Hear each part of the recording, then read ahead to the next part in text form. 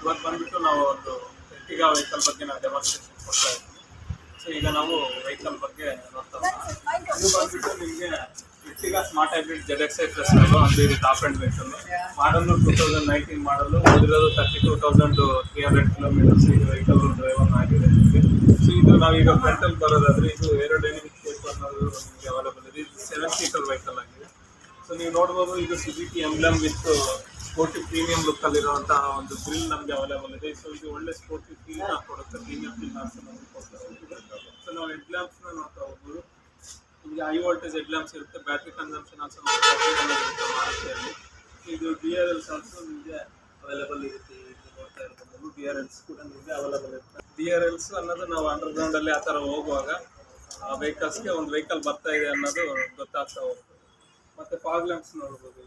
Fog lamps also top and vehicle ಬರುತ್ತೆ. ಯಾಕಂದರೆ ಫಾಗಿ ಟೈಮಲ್ಲಿ ನಮಗೆ ಚಳಿಗಾಲದಲ್ಲಿ ಫಾಗ್ ಜಾಸ್ತಿ ಇರೋದ್ರಿಂದ ಮಂಜಿನ ಕಾಲದಲ್ಲಿ ರೋಡು ತಗ್ಗುದಿನ ಕಾಣಲ್ಲ. ಸೊ ಆ ಟೈಮಲ್ಲಿ ಅದು ಫಾಗ್ ಲ್ಯಾಂಪ್ಸ್ ಹಾಕಿದ್ರೆ ಕ್ಲಿಯರಾಗಿ ನಮಗೆ ರೋಡನ್ನು ಕಾಣಿಸ್ತಾ ಹೋಗ್ತದೆ. ಈಗ ಇಷ್ಟು ಮತ್ತೆ ನಮಗೆ ಡಬಲ್ ಕೋಟೆಡ್ ವಿಂಡ್ಶೀಲ್ಡ್ ಅನ್ನೋದು ಇರುತ್ತೆ. ಏನಾದರೂ ಡ್ಯಾಮೇಜ್ ಆದರೂ ಅದು ಹಿಂದೆ ಗ್ಲಾಸ್ ಅನ್ನೋದು ಲ್ಯಾಮಿನೇಷನ್ ಅನ್ನೋದು ಅದು ಹಿಡಿದಿಡುತ್ತೆ ಅದನ್ನು ಅದೇ ಥರ.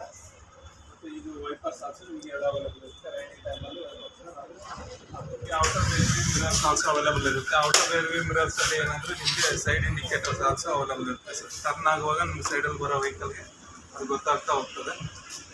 ಸೊ ನಾವೀಗ ಇಂಟೀರಿಯರ್ಗೆ ಹೋಗೋಣ.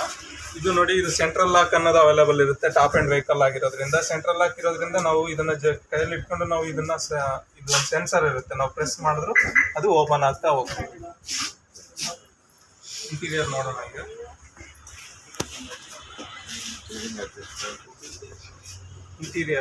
ಇಂಟೀರಿಯರಲ್ಲಿ ನಿಮಗೆ ನೋಡ್ಬೋದು ಎಲ್ಲ ಡಬಲ್ ಕೋಟೆಡ್ ಆಗಿದೆ. ಟಾಪ್ ಆ್ಯಂಡ್ ವೆಹಿಕಲ್ ಆಗಿರೋದ್ರಿಂದ ವುಡನ್ನು ಮತ್ತು ಇದೊಂಥರ ಪ್ಲಾಸ್ಟಿಕ್ ಇದರಲ್ಲಿ ನಿಮಗೆ ಡಬಲ್ ಕೋಟೆಡ್ ಇರೋದ್ರಿಂದ ಅದೊಂದು ಸ್ಪೋರ್ಟಿವ್ ಮತ್ತು ಪ್ರೀಮಿಯಂ ಲುಕ್ ಅನ್ನೋದನ್ನು ಕೊಡ್ತಾ ಹೋಗ್ತದೆ. ನಿಮಗೆ ಸನ್ವೈಸರ್ಸ್ ಆಲ್ಸೋ ಅವೈಲೇಬಲ್ ಇರ್ತವೆ. ಸ್ಟೇರಿಂಗ್ ಬಂದ್ಬಿಟ್ಟು ನಮಗೆ ಪವರ್ ಸ್ಟೇರಿಂಗ್ ಇರುತ್ತೆ. ನಿಮಗೆ ನೋಡ್ಬೋದು, ಇದು ಸ್ಟೇರಿಂಗಲ್ಲೇ ನಾವು ಆಡಿಯೋ ಕಂಟ್ರೋಲ್ ಮತ್ತು ಮೊಬೈಲ್ ಕಂಟ್ರೋಲ್ ಎಲ್ಲ ಮಾಡ್ಬೋದು. ಇದು MID ಆಲ್ಸೋ ನಿಮ್ಗೆ ಅವೈಲೇಬಲ್ ಇರುತ್ತೆ. ಮಲ್ಟಿ ಇನ್ಫಾರ್ಮೇಷನ್ ಡಿಸ್ಪ್ಲೇ ಅನ್ನೋದು ಇದರಲ್ಲಿ ನಮಗೆ ಪೆಟ್ರೋಲ್ ಖಾಲಿ ಆಗಿದೆಯಾ, ಇಲ್ಲ ಯಾವ ಸ್ಪೀಡಲ್ಲಿ ಹೋಗ್ತಿದ್ದೀವಿ, ಟ್ರಿಪ್ ಡೀಟೇಲ್ಸ್ ಇರ್ಬೋದು, ಡೋರ್ಸ್ ಓಪನ್ ಆಗಿದೆಯಾ, ಮತ್ತು ಡಿಕ್ಕಿ ಏನಾದರೂ ಓಪನ್ ಆಗಿದೆಯಾ, ಏನಾದರೂ ಅಲರ್ಟ್ಸ್ ಇದ್ದರೆ ಅದು ಸೀಟ್ ಬೆಲ್ಟ್ ಹಾಕಿದೀವಾ ಇಲ್ವಾ, ಇದೆಲ್ಲನೂ ನಮಗೆ ಅಲರ್ಟ್ಸ್ ಅನ್ನೋದು ಇಲ್ಲಿ ನಮಗೆ ಕಾಣಿಸ್ತಾ ಹೋಗ್ತದೆ. ಇದು ವೆಹಿಕಲ್ ಬಂದುಬಿಟ್ಟು 5 ಗೇರ್ ಟ್ರಾನ್ಸ್ಮಿಷನ್ ವೆಹಿಕಲ್ ಇರುತ್ತೆ. ನಿಮಗೆ ಒಂದು ದೊಡ್ಡಾಗಿರೋ ಡಿಸ್ಪ್ಲೇ, ಇನ್ಫೋಟೈನ್ಮೆಂಟ್ ಡಿಸ್ಪ್ಲೇ ಆಲ್ಸೋ ನಿಮಗೆ ಅವೈಲೇಬಲ್ ಇರುತ್ತೆ. AC, ನಮಗೆ ವಿಂಡ್ ಬ್ಲೋವರ್ಸು ಇದೆಲ್ಲ ಅವೈಲೇಬಲ್ ಇರುತ್ತೆ. ಪಾರ್ಕಿಂಗ್ ಲೈಟ್ಸ್ ಆಲ್ಸೋ ನಮಗೆ ಅವೈಲೇಬಲ್ ಇರುತ್ತೆ. ಇಂಟೀರಿಯರ್ ರೇರ್ ಮಿರರ್ಸ್ ಆಲ್ಸೋ ನಮಗೆ ಅವೈಲೇಬಲ್ ಇರುತ್ತೆ. ಹಿಂದೆ ಬರೋ ಗಾಡಿಗೆ ಎಲ್ಲ ನೋಡೋಕ್ಕೆ ಎಲ್ಲ ನಿಮಗೆ ಯೂಸ್ಫುಲ್ ಆಗಿದೆ. ಸೊ ಇಂಟೀರಿಯರು ನಿಮ್ಗೆ ಏನಂದರೆ 7 ಸೀಟರ್ ಆಗಿರೋದ್ರಿಂದ ಮತ್ತು ಇದು ದೊಡ್ಡ ವೆಹಿಕಲ್ ಆಗಿದೆಯಲ್ಲ, ಅದರಿಂದ ನಮಗೆ ಫುಲ್ ಕಂಫರ್ಟ್ ಮತ್ತು ಸ್ಪೇಷಿಯಸ್ ಆಗಿರುತ್ತೆ ನಮಗೆ. ಸೊ ಲೆಗ್ ರೂಮ್ ಆಲ್ಸೋ ನಮಗೆ ತುಂಬಾ ಇರುತ್ತೆ. ಹೆಡ್ ರೂಮ್ ಆಲ್ಸೋ ತುಂಬಾ ಇರುತ್ತೆ. ಶೋಲ್ಡರ್ ರೂಮು ದೊಡ್ಡದಾಗಿರುತ್ತೆ, ವೆಹಿಕಲ್ ದೊಡ್ಡದಾಗಿರೋದ್ರಿಂದ. ಸೊ ಇದೆಲ್ಲ ಇಂಟೀರಿಯರ್ ಆಗಿದೆ. ನಾವು ನೆಕ್ಸ್ಟ್ ಬಂದ್ಬಿಟ್ಟು ಏರ್ಗೆ ಹೋಗೋಣ. ಬರೋದಾದ್ರೆ ನಿಮಗೆ ಏರಲ್ಲಿ ನಿಮಗೆ ಮೈನ್ ಆಗಿ ಇದು ಹೈ ರೆಸಲ್ಯೂಷನ್ ಟೈಲ್ ಲ್ಯಾಂಪ್ ಅನ್ನೋದು ಇರುತ್ತೆ. ಯಾಕಂದ್ರೆ ನಮ್ಗೆ ಸೆಕೆಂಡ್ ವೆಹಿಕಲ್ಗೆ ನಾವು ಈ ಟೈಲ್ ಲ್ಯಾಂಪ್ಸ್ ಅಲ್ಲಿ ಕಾಣ್ತಾ ಹೋಗುತ್ತೆ, ಥರ್ಡ್ ವೆಹಿಕಲ್ಗೆ ಕಾಣಿಸಲ್ಲ ಈ ಲ್ಯಾಂಪ್ಸ್. ಸೊ ಅದರಿಂದ ಇದು ಹೈಟ್ ಅಲ್ಲಿ ಇರೋದ್ರಿಂದ ಥರ್ಡ್ ವೆಹಿಕಲ್ ಕಾಣಿಸುತ್ತೆ. ಸೊ ಇದು ಬ್ರೇಕ್ ಹೊಡಿತಿದೆ, ಸೆಕೆಂಡ್ ಒಂದು ಬ್ರೇಕ್ ಹೊಡಿತಾನೆ ಅಂತ ಅವನು ಸ್ಲೋ ಕಾಣಿಸುತ್ತೆ. ಮತ್ತೆ ಇದು ಟಾಪ್ ಎಂಡ್ ಆಗಿರೋದ್ರಿಂದ ನಿಮಗೆ ರೇರ್ ವೈಪರ್ ಆಲ್ಸೋ ಅವೈಲೇಬಲ್ ಇದೆ. ಮತ್ತೆ ಇದು ಲೈಟ್ಸ್ ಅಂತ ಇರುತ್ತೆ. ಮಂಜಿನ ಟೈಮ್ ಕೂತಾಗ ಇದು ಆನ್ ಮಾಡಿದ್ರೆ ಮುಂದೆ ಆಪ್ಷನ್ ಇರುತ್ತೆ. ಇದೆಲ್ಲ ಕ್ಲಿಯರ್ ಆಗಿ ಹಿಂದೆ ಬರ್ತಾ ಇರೋ ವೆಹಿಕಲ್ಸ್ ವಿಸಿಬಿಲಿಟಿ ಅನ್ನೋದು ಚೆನ್ನಾಗಿರುತ್ತೆ. ನೀವು tail lamps also high voltage tail lamps ಅನ್ನೋದು ಅವೈಲೇಬಲ್ ಇದೆ, ದೊಡ್ಡದಾಗಿ ಕೊಟ್ಟಿದ್ದಾನೆ. ಸೊ ಬ್ರೇಕ್ ಲ್ಯಾಂಪ್ಸ್ ಇನ್ಕ್ಲೂಡ್ ಆಗಿ ನಿಮಗೆ ಇದರಲ್ಲೇ ಅವೈಲೇಬಲ್ ಇದೆ. ನಿಮ್ಗೆ ಇದು ಬೂಟ್ ಸ್ಪೇಸ್ ಬರ್ತಾ ಹೋದ್ರೆ ಟೈಲ್ ಲ್ಯಾಂಪ್ಸ್ ಅನ್ನೋದು ಅವೈಲೇಬಲ್ ಇದೆ, ದೊಡ್ಡದಾಗಿ ಕೊಟ್ಟಿದ್ದಾನೆ. ಸೊ ಬ್ರೇಕ್ ಲ್ಯಾಂಪ್ಸ್ ಇನ್ಕ್ಲೂಡ್ ಆಗಿ ನಿಮ್ಗೆ ಇದರಲ್ಲೇ ಅವೈಲೇಬಲ್ ಇದೆ. ನಿಮ್ಗೆ ಇದು ಬೂಟ್ ಸ್ಪೇಸ್ ಬರ್ತಾ ಹೋದ್ರೆ 2.9 ಲೀಟರ್ 809 ಲೀಟರ್ ಅನ್ನೋದು ಬೂಟ್ ಸ್ಪೇಸ್. ಇದು 7 ಸೀಟರ್ ವೆಹಿಕಲ್ ಆಗಿರುತ್ತೆ. ಸೊ ಒಳ್ಳೆ ಸ್ಪೇಷಿಯಸ್ ಆಗಿರುತ್ತೆ. ನಿಮಗೆ ಡ್ರೈವರ್ಗೆ ಏನಿರುತ್ತೆ ಅಂದ್ರೆ ಹೈಟ್ ಅಡ್ಜಸ್ಟ್ಮೆಂಟ್ ಅನ್ನೋದು ಇರುತ್ತೆ ಡ್ರೈವರ್ಗೆ. ಮತ್ತೆ tilt up tilt down also option ಇರುತ್ತೆ. ಪುಷ್ ಬ್ಯಾಕ್ ಪುಷ್ ಫ್ರಂಟ್ ಅನ್ನೋ ಆಪ್ಷನ್ ಕೂಡ ನಿಮಗೆ ಡ್ರೈವರ್ಗೆ ಅವೈಲೇಬಲ್ ಇರುತ್ತೆ. ಕೋ ಡ್ರೈವರ್ಗೆ ಬಂದ್ಬಿಟ್ಟು only push front push back ಅನ್ನೋದು ಮಾತ್ರ ನಿಮಗೆ ಅವೈಲೇಬಲ್ ಇರುತ್ತೆ. ಹೆಡ್ ರೆಸ್ಟ್ ಆಲ್ಸೋ ಅವೈಲೇಬಲ್ ಇರುತ್ತೆ. ಹೆಡ್ ರೆಸ್ಟ್ಸು ನಿಮಗೆ ಒಳ್ಳೆ ಕಂಫರ್ಟ್ನ ಕೊಡ್ತವೆ ಪ್ಯಾಸೆಂಜರ್ಗೆ. ಮತ್ತೆ ಇದು ಇಲ್ಲಿ ಬ್ಯಾಕಲ್ಲಿ ಬಂದರೆ ನಾವು ಮಿಡ್ಲಲ್ಲಿ ಇದು ಪುಷ್ ಬ್ಯಾಕ್ ಪುಷ್ ಫ್ರಂಟ್ ಇರುತ್ತೆ. ಮತ್ತೆ ಇನ್ನೊಂದು ಏನಿರುತ್ತೆ ಅಂದರೆ ಇದಕ್ಕೂ also tilt up tilt down ಅನ್ನೋದು ಇರುತ್ತೆ. ಮತ್ತೆ ಇದು 60-40 ಸ್ಪ್ಲಿಟ್ ಸೀಟ್ಸ್ ಆಲ್ಸೋ ನಮ್ಗೆ ಅವೈಲೇಬಲ್ ಇರುತ್ತೆ. ಹಿಂದೆ ಹೋಗೋ ಈ ಸೀಟ್ನ ನಾವು ಕಂಪ್ಲೀಟ್ ಆಗಿ ಬೆಂಡ್ ಮಾಡ್ಬೋದು, ಫ್ರಂಟಿಗೆ ಬೆಂಡ್ ಮಾಡಿಬಿಟ್ಟು ಹಿಂದೆ ಅನ್ನೋದು ನಾವು ಹೋಗ್ಬೋದಾಗಿರುತ್ತೆ. ಇಲ್ಲಿ ಹ್ಯಾಂಡ್ ರೆಸ್ಟ್ ಆಲ್ಸೋ ನಿಮಗೆ ಕೊಟ್ಟಿದ್ದಾನೆ. ಸೊ ರಿಲ್ಯಾಕ್ಸ್ ಆಗಿ ಹೋಗ್ಲಿಕ್ಕೆ ಅದು ನಿಮಗೆ ಯೂಸ್ ಆಗ್ತಾ ಹೋಗ್ತದೆ. ಸೊ ಇದು 7 ಸೀಟರ್ ವೆಹಿಕಲ್. ಸೊ ನಾವು ನೆಕ್ಸ್ಟ್ ಬಂದ್ಬಿಟ್ಟು ಸೇಫ್ಟಿಗೆ ನೋಡೋಣ. ಆದರೆ ನಾವು ಫಸ್ಟ್ ನಿಮಗೆ ಅಲೈ ವೀಲ್ಸ್ ಅನ್ನೋದು ಅವೈಲೇಬಲ್ ಇರುತ್ತೆ. ಅಲೈ ವೀಲ್ಸು ನಿಮಗೆ ರಿಚ್ ಒಂದು ಸ್ಪೋರ್ಟಿವ್ ಪ್ರೀಮಿಯಂ ಲುಕ್ನ ಕೊಡುತ್ತೆ ಅಷ್ಟೇ. ಸೇಫ್ಟಿ ಬರುತ್ತಾ ಅಂತ ಹೇಳ್ಬೇಡಿ, ಸೇಫ್ಟಿನೂ ಬರುತ್ತೆ. ಯಾಕಂದರೆ ಈ ಅಲೈ ವೀಲ್ಸ್ ಹಾಕ್ಸೋದ್ರಿಂದ ವೆರಿ ಸ್ಟ್ರಾಂಗ್ ಇರುತ್ತೆ ರಿಮ್ಸ್ ಅನ್ನೋದು. ಮತ್ತು ಏನಾಗುತ್ತೆ ಅಂದರೆ ನಿಮಗೆ ನಾವು ತುಂಬ ಲಾಂಗ್ ಡ್ರೈವ್ ಹೋದಾಗ ಹೀಟ್ ಆಗುತ್ತಲ್ಲ ಟೈರು, ಅದು ಬೇಗನೆ ಈ ಅಲೈ ವೀಲ್ಸ್ ಇರೋದ್ರಿಂದ ಏರು ಇದು ವೆಂಟಿಲೇಷನ್ ಜಾಸ್ತಿ ಇರೋದ್ರಿಂದ ಬೇಗನೆ ಕೂಲ್ ಅನ್ನೋದು ಆಗ್ತಾ ಹೋಗ್ತದೆ. ಮತ್ತು ಇದಕ್ಕೆ ನಿಮಗೆ ABS ವಿತ್ EBD ಅನ್ನೋದು ನಿಮ್ಗೆ ಅವೈಲೇಬಲ್ ಇರುತ್ತೆ.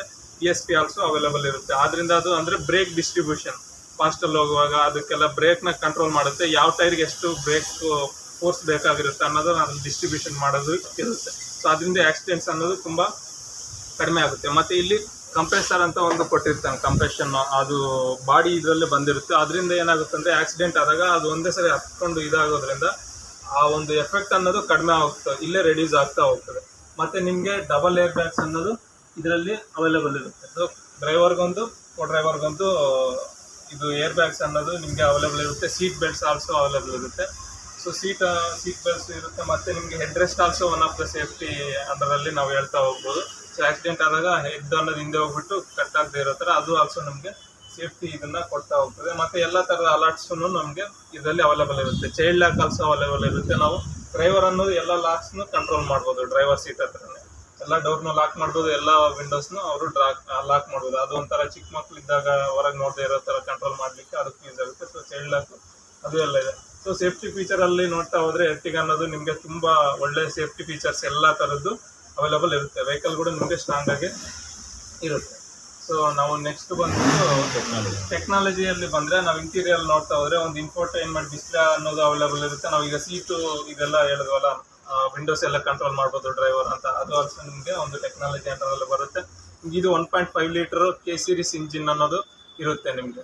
ಸೊ K ಸೀರೀಸ್ ಇಂಜಿನ್ ನಿಮಗೆ ಗೊತ್ತಿದೆ, ವೆಯ್ಟ್ಲೆಸ್ ಆಗಿರುತ್ತೆ. ಅದರಿಂದ ನಿಮಗೆ ವೆಹಿಕಲ್ ಕಾಸ್ಟ್ ಅನ್ನೋದು ಕಡಿಮೆ ಆಗ್ತಾ ಹೋಗ್ತದೆ. ಮತ್ತು ಅದರಿಂದ ಏನಾಗುತ್ತೆ, ಹೀಟ್ ಆದಾಗ ಬೇಗನೆ ಅದು ಕೂಲ್ ಆಗುವಂಥ ಆಪ್ಷನ್ ಇರುತ್ತೆ K ಸೀರೀಸ್ ಇಂಜಿನ್ನಲ್ಲೂ. ಮತ್ತು ಒಳ್ಳೆ ಮೈಲೇಜ್ ಅನ್ನೋದು K ಸೀರೀಸ್ ಇಂಜಿನ್ ಆಗಿರೋದ್ರಿಂದ ಒಳ್ಳೆ ಮೈಲೇಜ್ ಅನ್ನೋದು ಬರ್ತಾ ಹೋಗ್ತದೆ ವೆಹಿಕಲ್ಗೆ. ಸೊ ಈ ವೆಹಿಕಲ್ಲು 18 to 20 ಕಿಲೋಮೀಟರ್ಸ್ ಮೈಲೇಜ್ನ ನಾವು ಎಕ್ಸ್ಪೆಕ್ಟ್ ಮಾಡ್ಬೋದು ಈ ವೆಹಿಕಲಲ್ಲಿ. ಸೊ ಕಂಪ್ನಿ ಕಡೆಯಿಂದ ಜಾಸ್ತಿ ಹೇಳ್ತಾ ಹೋಗ್ತಾರೆ, ಬಟ್ ರೋಡಲ್ಲಿ ನಾವು ಸಿಟಿ ಲೆವೆಲಲ್ಲಿ ಒಂದು 18 ಆ ಥರ ಎಕ್ಸ್ಪೆಕ್ಟ್ ಮಾಡ್ಬೋದು. ಹೈವೇಲಿ 20ವರೆಗೂ ಎಕ್ಸ್ಪೆಕ್ಟ್ ಮಾಡ್ಬೋದು. ಅದು ಕೂಡ ಡಿಪೆಂಡ್ ಅಪಾನ್ ನಮ್ಮ ಡ್ರೈವಿಂಗ್ ಮೇಲೆ ಇರುತ್ತೆ. ಸೊ ಕೆಲವ್ರಿಗೆ 20 ಬರುತ್ತೆ, ಕೆಲವ್ರಿಗೆ 15 ಬರೋ ಚಾನ್ಸ್ ಇರುತ್ತೆ. ಸೊ ಇದಿಷ್ಟು ನಾವು ವೆಹಿಕಲ್ ಬಗ್ಗೆ ಈಗ ಡೆಮಾನ್ಸ್ಟ್ರೇಷನ್ ನೋಡಿದ್ವಿ. ಇದು ವೆಹಿಕಲ್.